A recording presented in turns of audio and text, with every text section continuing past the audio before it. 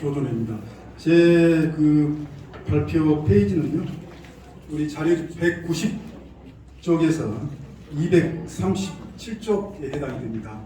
꽤 그 논문이 깁니다. 저는 논문이 긴지도 모르고요. 어제 한번 다시 읽어봤습니다.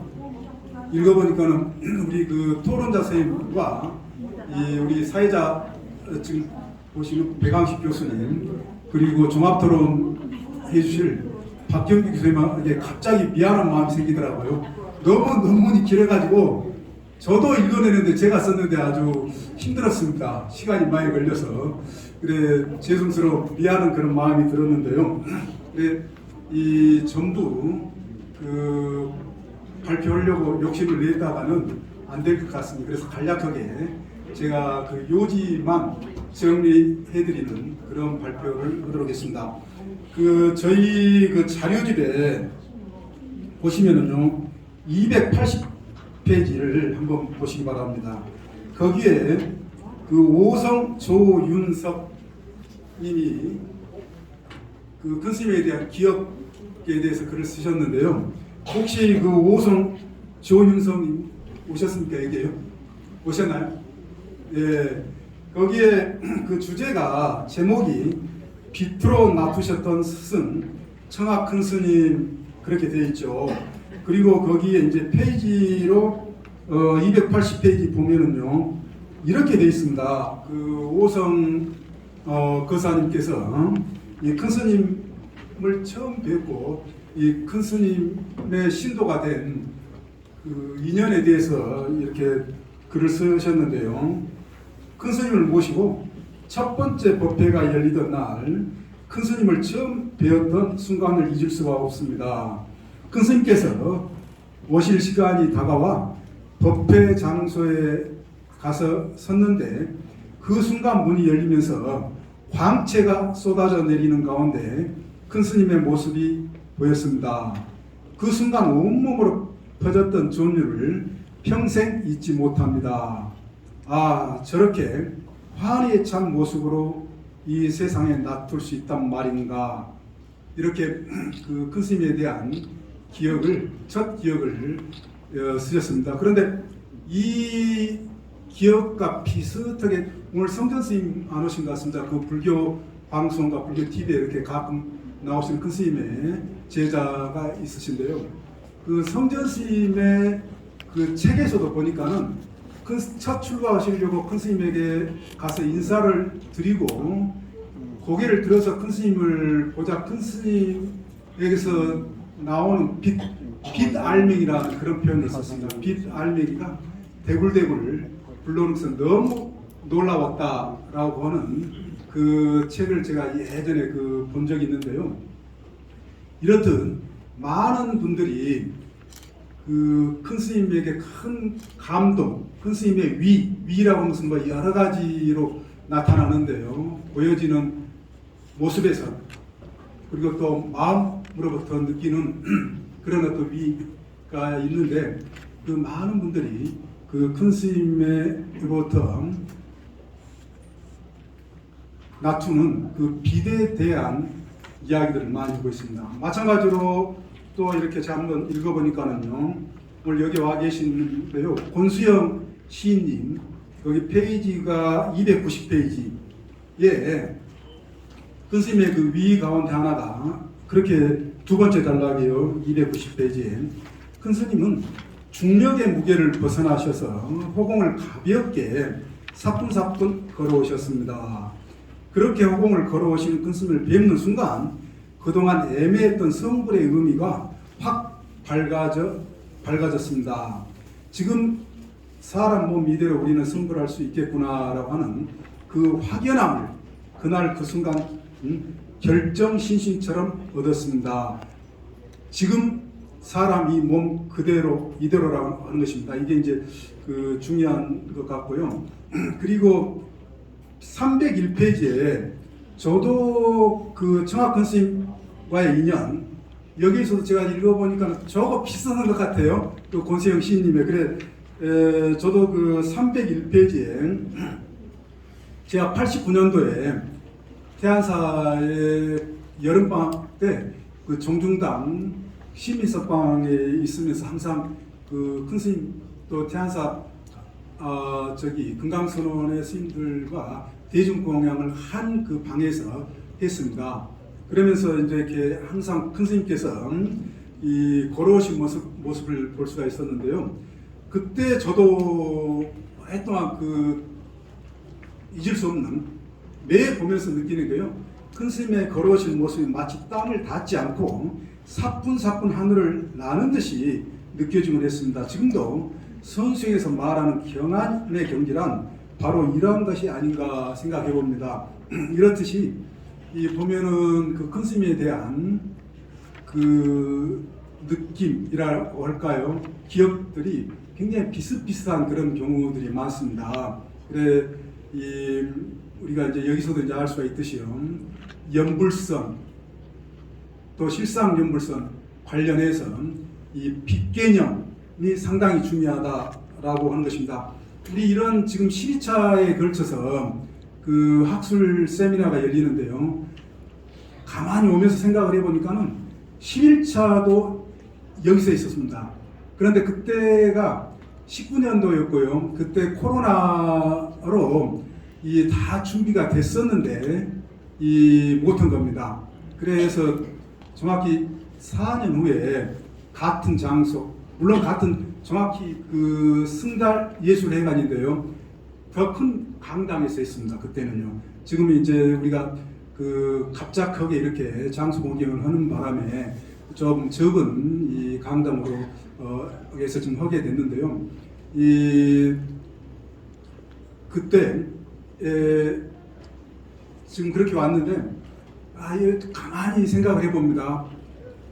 이렇게까지 이렇게 진행되기에 그 공덕이라는 게 어떤 분이실까라고 하는 큰 스님의 사상을, 법을 선양하는데 이 학술 세미나가 이렇게 행해지기가 쉽지 않습니다.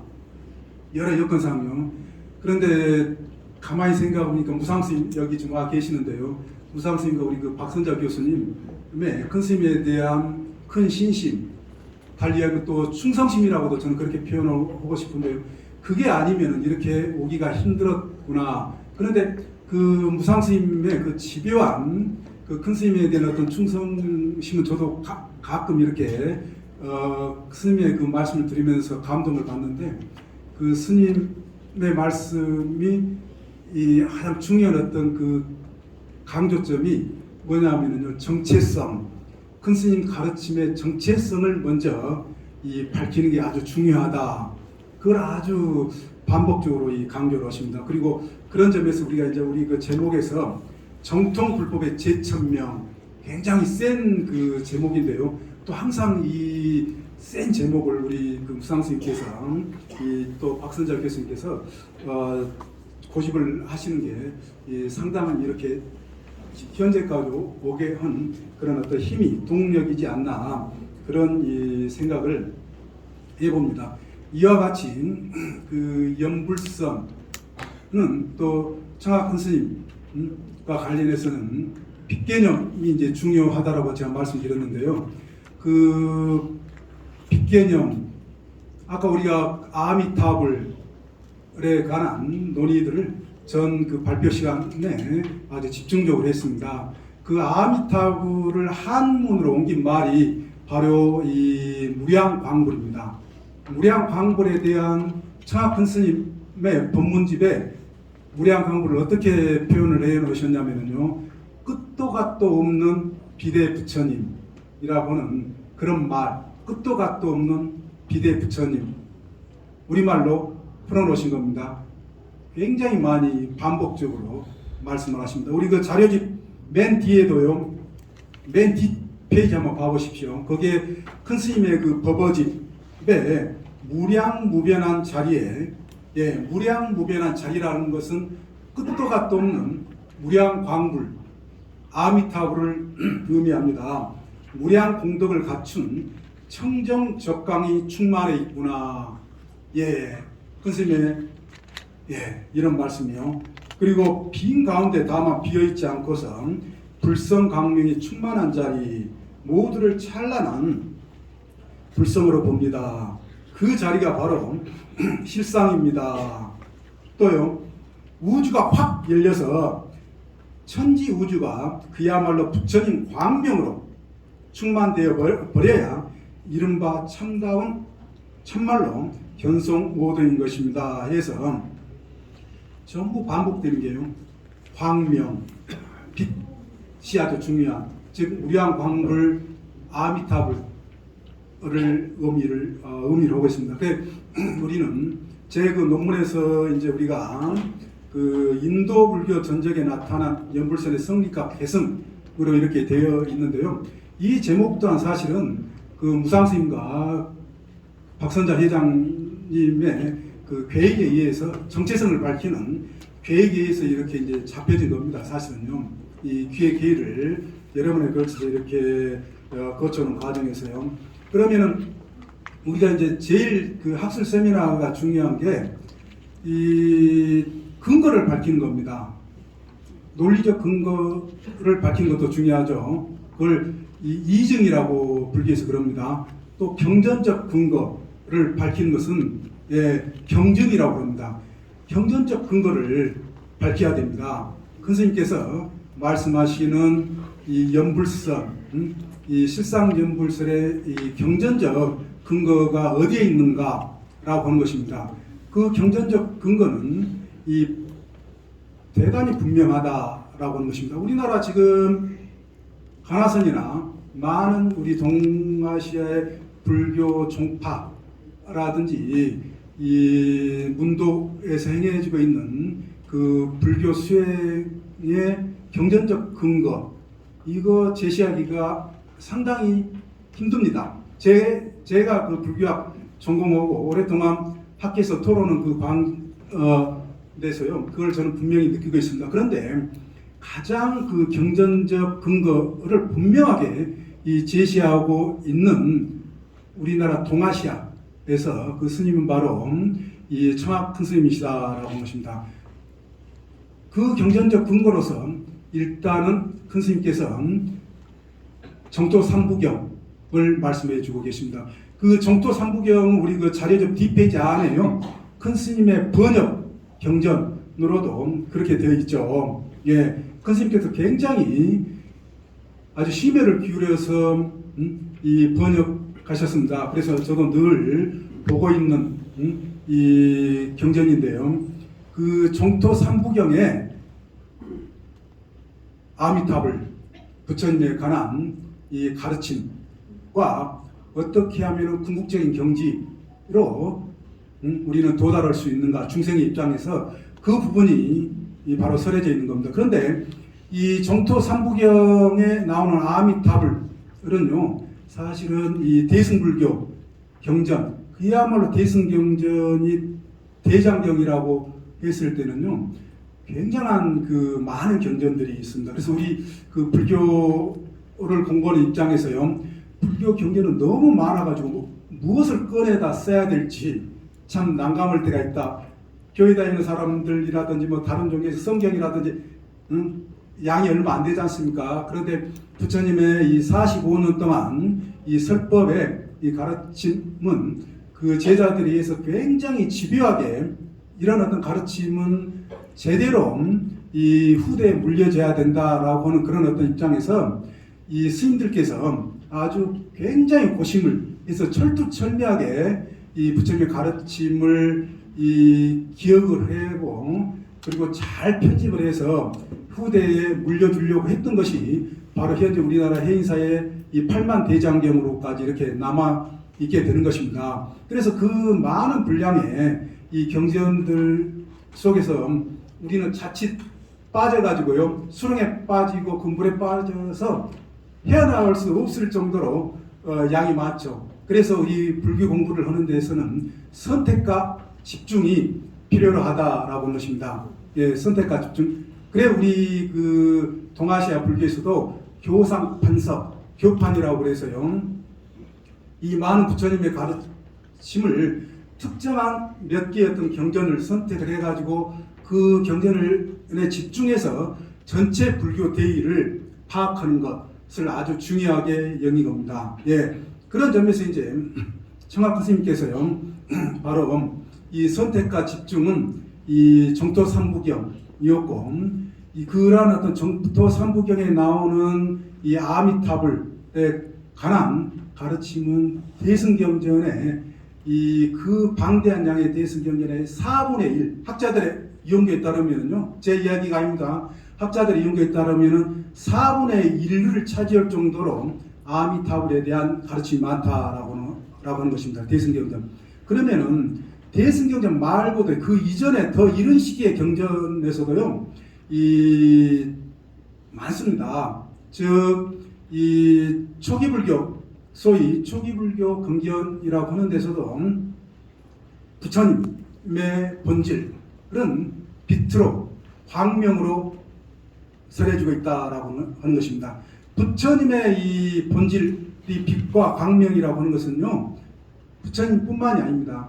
모든 중생들의 이 본질은 바로 빛이요 광명이다. 우리 그 노래 가사에 예전에 우리들 마음에 빛이 있다면, 그런 노래 가사, 원하는 원망의 그런 그 노래 가사가 있지만, 실제로 불교에서는요, 우리들 마음에 우리 존재 자체가 본질적으로 빛의 존재, 광명의 존재다라고 하는 것입니다. 그래서 이 수행과 공부를 통해서 어두워졌던, 또 잃어버렸던 빛과 광명을 되찾아가는 것이 바로 이 공부를 하는 것이다. 수행의 정도를 나타내는 것이다. 그래서 아까 제가 그 큰 스님을 뵀을 때에 많은 사람들이 빛으로 그렇게 순간 느낄 수 있었던 이유가 바로 그와 같고, 그리고 큰 스님 스스로 뭐예요? 많은 본문에서 끝도 갓도 없는 빛에 관한, 그걸 우리는 제대로 알게 될 때에, 제대로 깨닫게 될 때에 우리의 이 존재를 근본적으로 이 바꿀 수 있다, 질적으로 전환시킬 수 있는 방법이 바로 이 빛, 광명과 관련이 되어 있다라고 하는 것입니다. 우리 불교 경전에서 반야신경 늘 독성을 하고 있지만, 빛이 없다라고 하는, 광명이 없다라고 하는 것이 바로 12연계의 첫 번째 무명입니다. 무명년의 행연식, 식연명색으로 이렇게 되는 12연기에서처럼요, 이 잃어버린 빛을 회복하는 것, 그게 큰 스님께서 말씀하신 마음의 고향, 우리 지금 광유사 명원 스님께서 그 입구에 마음의 고향 그 현판을 해놓으셨어요. 많은 사람들 그 현판 하나만 보는 것에 있어서 마음의 고향에 대해 생각해보고 아주 따뜻한 느낌을 느낀다라고 그 주변의 사람들이 아주 칭찬을 많이 하더라고요. 그와 같이 그 빛에 관한 개념이 아주 그 중요 개념인데, 그 자료집에 제 그 전반적으로 이 보면은요, 이 정토 삼부경, 아미타경이 됐든 관무량수경이 됐든 무량수경이 됐든 간에 전부 빛에 관한, 광명에 관한 이 가르침이 설해지고 있다라고 하는 것입니다. 그러면은 우리가 이제 아까 우리가 칭명연불, 입으로 계속 반복적으로 부처님을 부르는 그 연불, 또 글로 쓰는 사경의 그런 어떤 방법도 대단히 중요합니다. 공부의 방법으로요. 그거 경전 어디에도 부정하는 말 없습니다. 그리고 어떤 스님들께서도 그거 아니다라고 그 입으로 아미타불을 부르고 또 사경을 하는 이런 어떤 공부법에 대해서 뭐라고 하신, 그게 잘못됐다거나 아니다라고 하는 그런 어떤 가르침 어디도 찾아볼 수가 없습니다. 우리 도단님께서 이제 그걸 질문을 하셨는데요. 그런데 경전이라는 것은요, 이 부처님 가르침은요, 우리가 일상에 누구나 다 할 수 있는 그런 어떤 수준은 당연한 거죠. 그것보다는 그걸 좀 더 차원을 높은, 더 아주 효과를 낼 수 있는 그런 어떤 이 법을 부처님께서 이 말씀을 하고 계신다라고 하는 것입니다.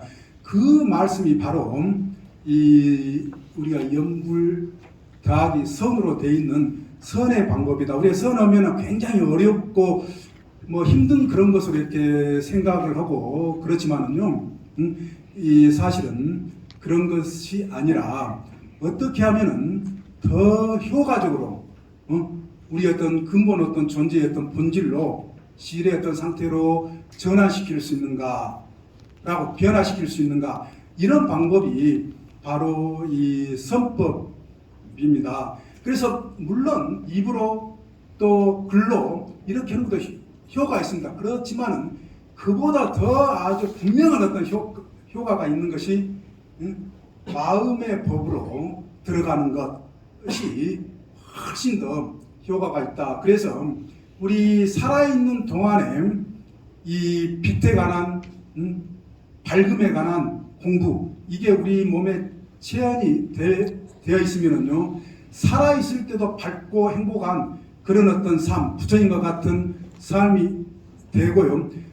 또 그런 어떤 되는 정도만큼, 그런 어떤 수준만큼 죽어서도 그와 같은 수준의 세계와 연결이 된다라고 하는 것이 바로 이 아미타경과 관무량수경, 그리고 무량수경에서 반복적으로 아주 강조적으로 설해주겠습니다. 제가 이해하는 바는 그렇습니다. 그래서 우리가 이제 그 연불법에 있어서도 왜 큰 스님께서 그토록 이 연불섭, 특별하게 성토종에서도 연불을 칭명연불로 대단히 강조를 합니다. 그렇지만은 큰 스님께서 왜 특별하게 이 연불선이라고 했던가라고 하는 것은 이미 경전에서 연불삼매라고 하는 말에서도 너무나도 증명이 되고요.